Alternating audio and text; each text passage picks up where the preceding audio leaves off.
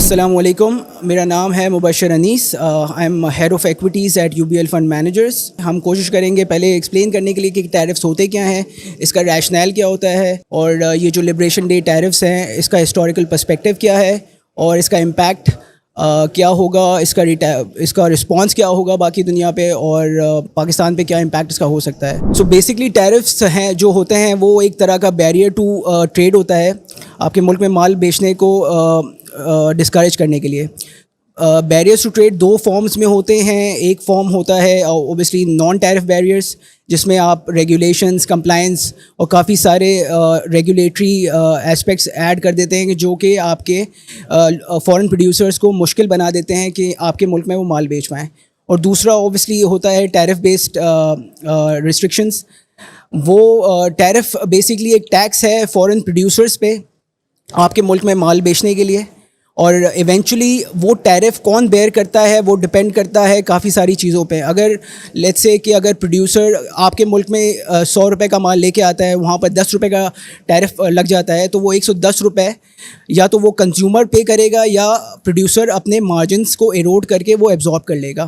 لیکن عموماً کیونکہ یہ کاسٹ جو ہے پروڈیوسرز کو چارج ہوتی ہے, کنزیومرز کو چارج ہوتی ہے, تو وہ ایک ٹیکس بیسکلی جو ہوتا ہے وہ انڈائریکٹ ٹیکس کنزیومر پہ لگ جاتا ہے, اور جس کا بینیفیشری لوکل اکانومی کے پروڈیوسرز ہوتے ہیں. So basically what is happening is local consumers are subsidising your local producers. اس کی وجوہات بہت ساری ہو سکتی ہیں. ایک تو اوبیسلی کچھ ممالک میں as a percentage of tax revenue ایک بڑا پورشن ہوتا ہے, جیسے پاکستان کے لیے تو امپورٹڈ کسٹم ڈیوٹیز اور ٹیرفس جو ہیں وہ ایک امپورٹنٹ ٹیکس بھی ہوتا ہے کچھ ممالک کے لیے. لیکن اکثر اس کا جو ریشنل ہوتا ہے وہ لوکل کمپنیز کو پروٹیکٹ کرنا ہوتا ہے. اس میں ریشنل آپ کے کافی سارے آ سکتے ہیں, جیو پولیٹیکل ہو سکتے ہیں, آپ کے اسٹریٹجک ہو سکتے ہیں, اور آپ کا یہ بھی ہو سکتا ہے کہ آپ کو لوکل انڈسٹریز کو پروٹیکٹ کرنا ہے, کیونکہ what you trying to do is کہ آپ اپنے ملک کے اندر تھوڑا ہائر اینڈ کی طرف جانا چاہ رہے ہیں. انیشلی انفنٹ انڈسٹریز کو پروٹیکٹ کرنا چاہ رہے ہیں کہ وہ ایک کرٹیکل ماس ریچ کریں اور آہستہ آہستہ وہ کمپیٹیٹیو ہو جائیں. ہمارے ملک میں بھی جیسے فار ایگزامپل گاڑیاں اگر آپ کوئی دیکھتے ہیں تو وہ پاکستان میں ایک ہی ویریئنٹ باقی ممالک سے زیادہ مہنگا ہوتا ہے, تو وہ اس کی وجہ ڈیوٹیز ہیں, آپ کے ٹیرفس ہیں. تو basically in that case also local consumers are subsidizing your foreign local producers. اس کیس میں US کے کیس میں بھی this is not something that is something that has not happened before. 1980s میں ہمیں ایک obviously اس طرح کا سچویشن آئی تھی جب وہاں پر کرنٹ اکاؤنٹ ڈیفیسٹس بہت زیادہ بڑھ چکے تھے. تو initial response both side political landscape پہ یہی تھا کہ آپ باقی ممالک پہ ٹیرفس بڑھا دیں, لیکن وہاں پر کوآرڈینیشن ہو گئی تھی.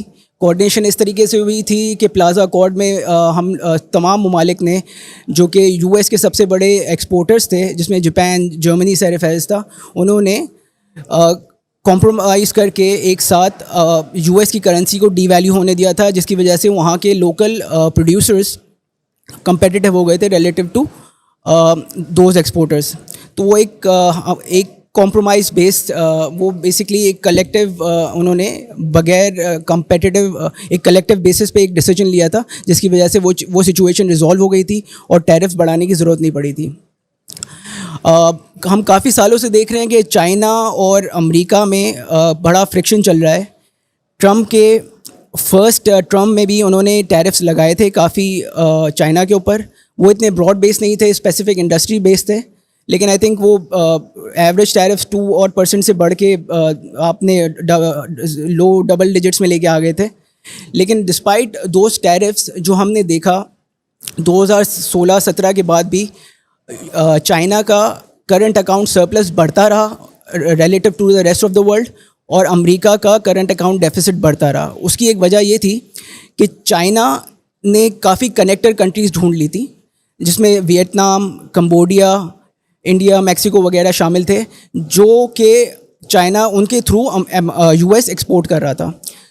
So what's different this time is یہ ٹیرف تھوڑے آپ نے صرف چائنا اسپیسیفک نہیں ہے, یہ آپ نے تمام ممالک پہ لگا دیے ہیں. ریشنل سملر ہے ٹرمپ چاہتے ہیں کہ یو ایس کے لوکل پروڈیوسرز کی کمپیٹیٹیونیس بڑھائیں اور وہ ریلائنس کم کریں دوسرے پروڈیوسرز پہ, اور اپنی فائنینسنگ کی ریکوائرمنٹ جو ہے وہ بھی جو ہے وہ ریلائنس کم کریں.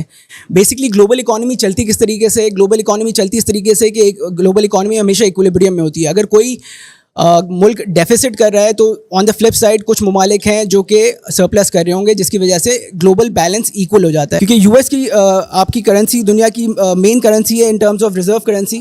تو وہ ہوتا یہ ہے کہ جو ممالک آپ کے پاس دنیا میں کرنٹ اکاؤنٹ سرپلس رن کر رہے ہوتے ہیں, وہ اپنی کرنٹ اکاؤنٹ سرپلس کی سیونگ ریسائیکل کرتے ہیں ڈالرز میں ہی. تو بیسکلی اس سے ہوتا ہے کہ آپ کا یو ایس کا جو کرنٹ اکاؤنٹ ڈیفیسٹ ہے وہ فائنینشیل اکاؤنٹ سے آپ کے پاس فنڈ ہو رہا ہوتا ہے. لیکن اس کی وجہ سے ہوتا یہ ہے کہ یو ایس کی اکانومی کے اندر پروڈکشن اسٹریٹجکلی آپ کی کافی ساری پروڈکشن ان کا کہنا یہ ہے کہ یو ایس سے باہر چلی گئی ہے. آئی تھنک اس میں بیسکلی ٹرمپ کا جو مین ایجنڈا تھا الیکٹ ہونے سے پہلے وہ یہی تھا کہ وہ پروڈکشن یو ایس میں واپس لائیں گے. تو آئی تھنک وہ اسی کو فالو کر رہے ہیں.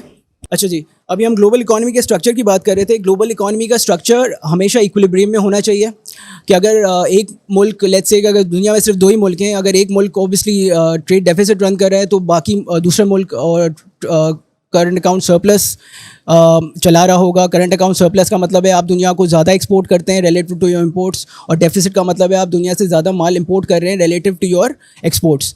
اب current account is not a function of your obviously it's a function of your competitiveness, but it's also a function of کہ آپ کا اکانومی کا اسٹرکچر کس طریقے سے. کرنٹ اکاؤنٹ سرپلس یا ڈیفیسٹ جو چیز ڈٹرمن کرتی ہے وہ کرتی ہے سیونگ انویسٹمنٹ گیپ, کہ آپ کی ملک میں آپ خرچہ زیادہ کرتے ہیں یا سیونگ زیادہ کرتے ہیں.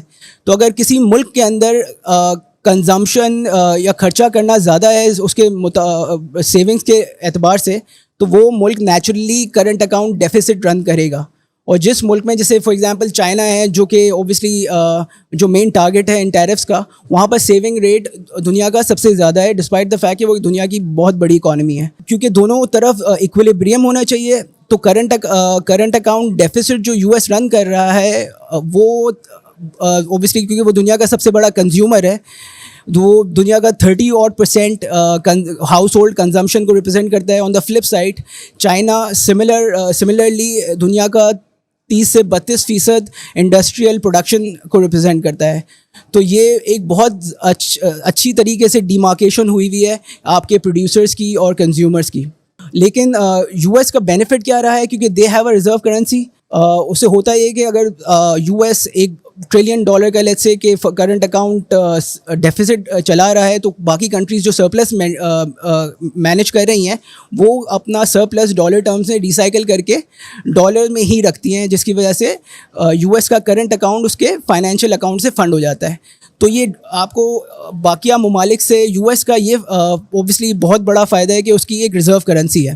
یہ شاید باقیہ ممالک کے لیے ٹرو نہیں ہے. اس طرح کی چیزیں ہم نے دیکھی پاکستان میں, جب پاکستان میں کرنٹ اکاؤنٹ بہت زیادہ بڑھنے لگتا ہے, کرنسی پہ پریشر آنے لگتا ہے, تو اوبیسلی ہماری کرنسی کو اوبیسلی ڈی ویلیو کرنا پڑتا ہے, میجرز لینے پڑتے ہیں مانیٹری سائڈ پہ, فسکل سائڈ پہ.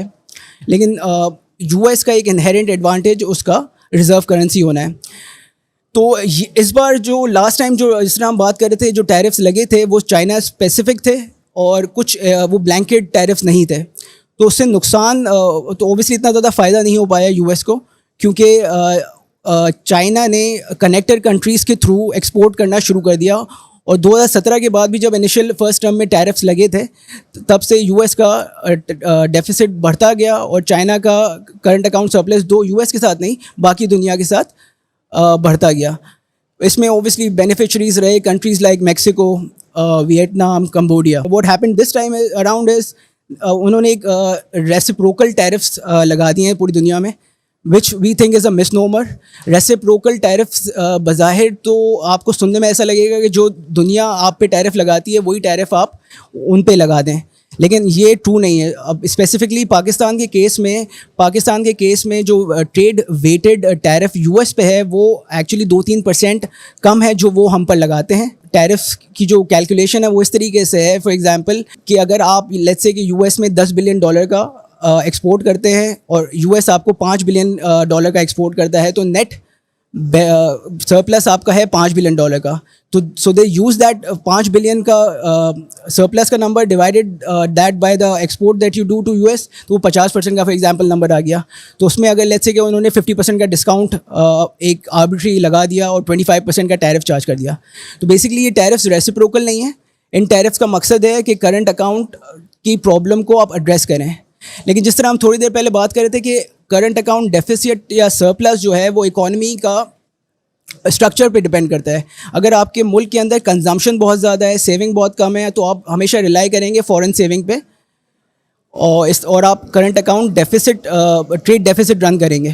तो इस केस में क्योंकि हमने रेसिप्रोकल टैरिफ लगाए, आपने एसेंशली क्या किया, आपने दुनिया भर की मंडी को, जो कि दुनिया की सबसे बड़ी मंडी है, एक कंजम्पशन का सेंटर है यूएस, जो कि 30-30% दुनिया की कंजम्पशन को रिप्रेजेंट करता है, और दुनिया की फैक्ट्रीज़ को, हम सिर्फ अभी चले चाइना की बात करते हैं, जो कि 30-34% रिप्रेजेंट करता है दुनिया की फैक्ट्रीज़ को, आपने उनको अलग कर दिया.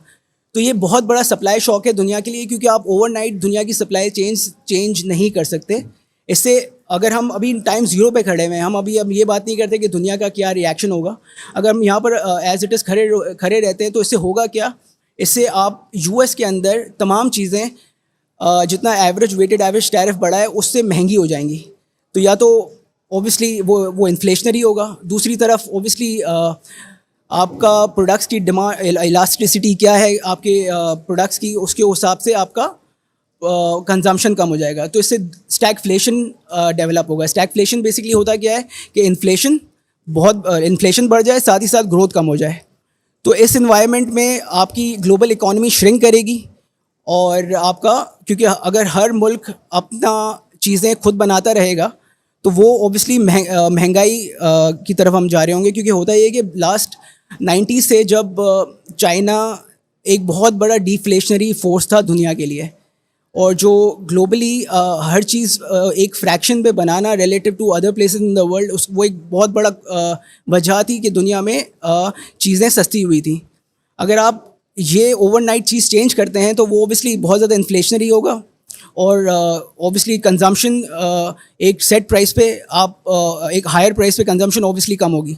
तो इस साथ ही ये ग्रोथ भी आपकी टेपर डाउन, ये आपकी ग्रोथ भी कम करेगा और आपका इन्फ्लेशन भी बढ़ाएगा. अब इस इन्वायरमेंट में आगे क्या होता है, इस पे कमेंट करने के लिए हमें ओबियसली, क्योंकि काफ़ी फ्लूइड सिचुएशन है, हमें ये क्योंकि हम अभी ये चीज़ कहना कि ये चीज़ अगर ये एज इट इज़ चीज़ चलती रहती है तो ओबियसली आप ग्लोबल ग्रोथ को स्लो डाउन देखेंगे और इन्फ्लेशन को बढ़ते हुए देखेंगे. ज़्यादा इंपॉर्टेंट क्या है कि हम किस पाथ पे जाते हैं, तो वो पाथ इंपॉर्टेंट है ज़्यादा कि बाकी कंट्रीज़ किस तरीके से रिएक्ट करती हैं. तो फॉर एग्जांपल लेट्स से कि अगर एक कंट्री है जो कि उसकी एक बड़ी डिमांड का कंपोनेंट एक्सपोर्ट्स है, लेट्स से कि चाइना का या वियतनाम का, तो उस कंट्री में एक स्लैग डेवलप हो गया, तो वो उसका इनिशियल रिएक्शन क्या होगा, उसका इनिशियल रिएक्शन ये होगा कि वहाँ पर शायद एक कॉम्पिटिटिव डिवैल्यूएशन शुरू हो जाए एक्सपोर्टिंग कंट्रीज़ में, जिसका ओबियसली पाकिस्तान के लिए भी इम्प्लिकेशंस हैं.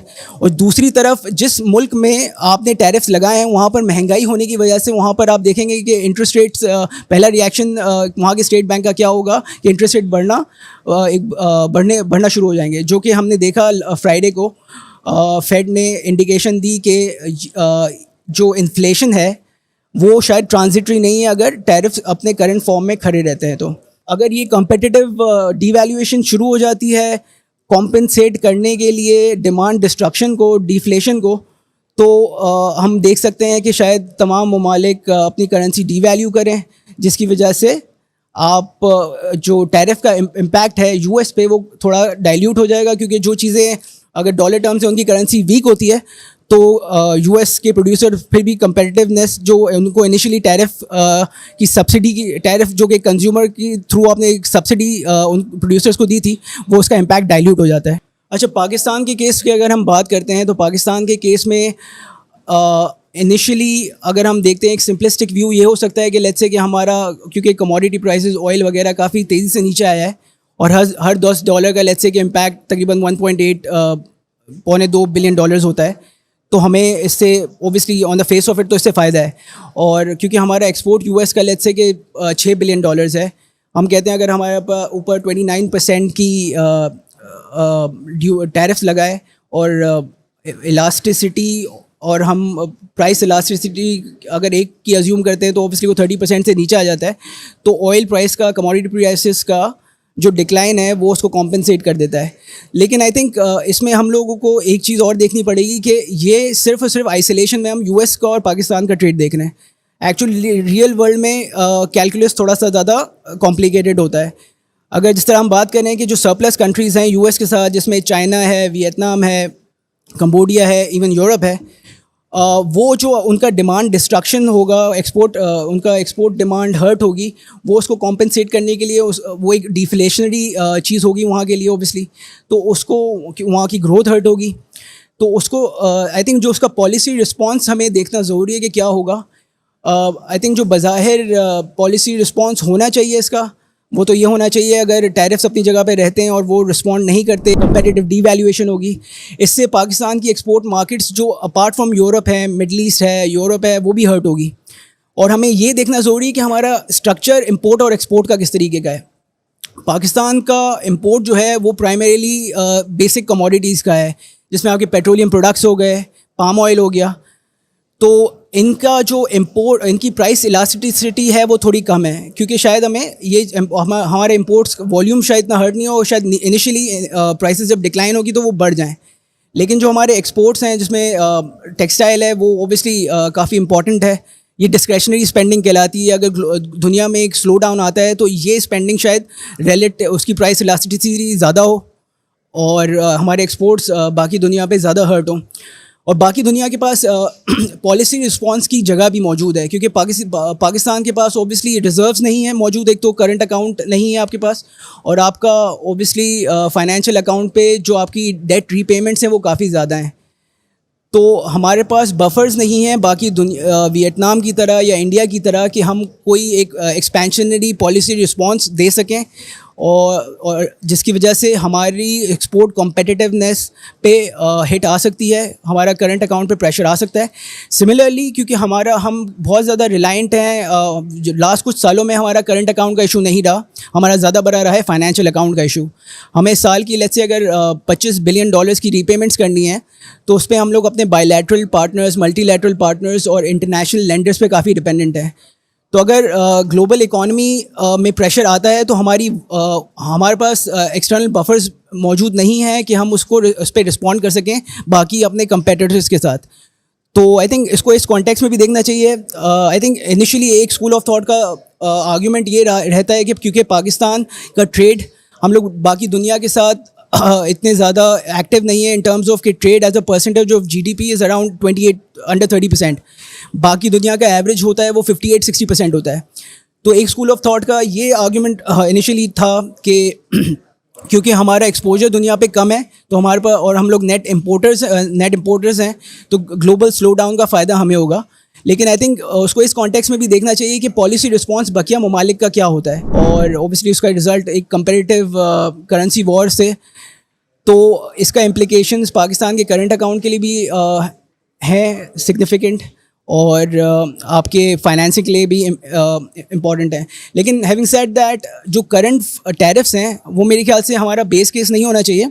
اس کی وجہ یہ ہے کہ آپ اوور نائٹ یو ایس کی پوری سپلائی چینج نہیں کر سکتے. تو اس کا جو انیشل پرپس تھا کہ برنگ پروڈکشن آن شور, تو وہ بڑا مشکل کام ہے, کیونکہ لیٹس سے کہ ہم پاکستان کی اوسطاً جو منیمم ویج ہے وہ یو ایس سے تقریباً 10 گنا کم ہے. تو وہ چیز وہاں پر موو کرنا شاید ایک تو پریکٹیکلی بیکاز آف آپ کے جو فیکٹرز آف پروڈکشن ہے وہ بہت مہنگے ہیں, اور دوسرا مسئلہ یہ ہے کہ یہ چیزیں سپلائی چینز آپ اوور نائٹ چینج نہیں کر سکتے. تو آئی تھنک ہمیں کوئی بھی ڈیسیجن لینے سے پہلے ابھی ویٹ کرنا چاہیے اور دیکھنا چاہیے کہ باقی ممالک کا رسپانس اس پہ کیا ہوتا ہے, اور آیا یہ ٹیرفس ایک نیگوشیشن ٹیکٹک تھا باقی چائنا کو یا آپ کے دوسرے ٹریڈنگ پارٹنرس سے کوئی کنسیشنز لینے کا. تو آئی تھنک ہمیں شاید ابھی امیجیٹلی ہمیں تب کلیئرٹی ملے گی جب ہمیں یو ایس کے انیشل رسپانس کا پش بیک پتہ چلے گا کہ وہ کس طریقے سے باقی ممالک رسپونڈ کرتے ہیں. تو یہ تھوڑا سا راؤنڈ اپ تھا ہماری طرف سے ٹیرفس کے اوپر. آئی ہوپ کہ ہم آپ کی تھوڑی انڈرسٹینڈنگ میں مدد کر پائے ہوں گے. اگر آپ کے کوئی اس کے علاوہ کوئی اور کامنٹس ہیں یا آپ کسی چیز سے ڈس ایگری کرتے ہیں یا آپ کسی اور ایسپیکٹس پہ فردر ڈسکشن کرنا چاہتے ہیں تو let us know in the comment section.